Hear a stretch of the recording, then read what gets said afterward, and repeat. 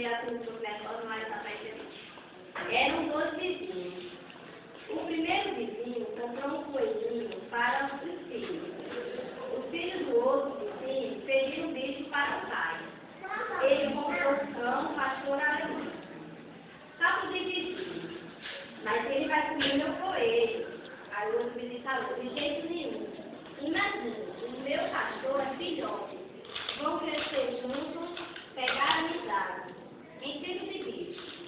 E parece que o dono do cachorro tinha razão. Juntos cresceram e amigos ficaram. Era normal ver o coelho no quintal do cachorro e vice-versa. Desde que o dono do coelho foi passar o final de semana na praia com a família e o coelho ficou sozinho. Domingo à tardinha, o dono do cachorro e a família tomavam banho.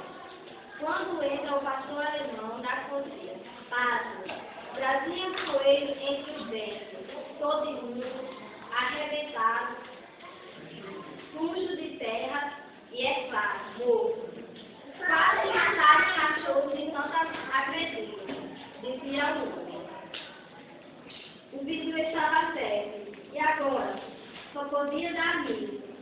Mas algumas horas os vizinhos iam chegar, e agora? Todos se olhavam. O cachorro, coitado, chorando lá fora, lambendo seu sofrimento. Já pensaram como vão ficar as crianças? Não se sabe exatamente quem teve a ideia, mas parecia simpático. Vamos lavar o coelhinho e deixar limpinho. Depois a gente seca no secador. E o colocamos na sua casinha. E assim fizeram. Até perfume colocaram no animalzinho. Ficou lindo, parecia vivo, diziam as crianças. Logo depois, ouvem os vizinhos chegarem. Notam gritos das crianças. Aí o filho fala, não passaram 5 minutos e o dono do coelho veio bater a porta assustado. Parecia que tinha visto um fantasma. O que foi? Que cara é essa? O coelho. O que é que tem um coelho? Morreu? Ainda hoje à tarde parecia tão bem. Morreu na sexta-feira. Na sexta? Foi, antes de viajarmos. A criança enterrada no fundo do quintal e agora reapareceu. A história termina aqui. O que aconteceu depois não importa.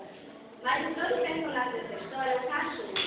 Imagina o coitado, desde sexta-feira, procurando em vão pelo seu amigo de infância. Depois de muito farejar, descobre seu corpo morto, enterrado. O que faz ele? Provavelmente, com o coração partido, desenterra o amigo e vai mostrar para os seus donos, imaginando fazê-lo ressuscitar.